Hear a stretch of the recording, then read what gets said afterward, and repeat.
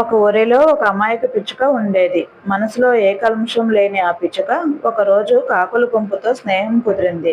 కాకులతో స్నేహం మంచిది కాదని ఎంత చెప్పినా వినిపించుకోలేదు.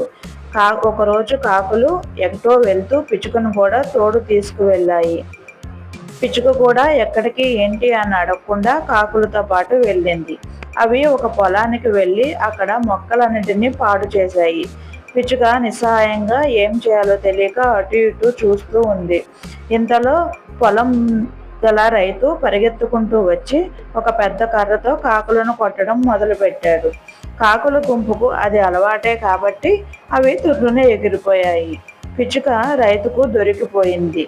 నా తప్పేమీ లేదు, నేను అమాయకురాలిని అని ఎంత చెప్పినా రైతు వినిపించుకోలేదు. కోపంగా ఉన్న రైతు పిచ్చుకని కొట్టాడు. ఇతరులు మన మిత్రులను చూసి మన గుణం ఏమిటో నిర్ధారించుకుంటారు. అందుకే మనం మంచిగా ఉన్నా మన స్నేహితులు చెడ్డవారైతే మనం కూడా చెడ్డవారమనే నమ్ముతారు.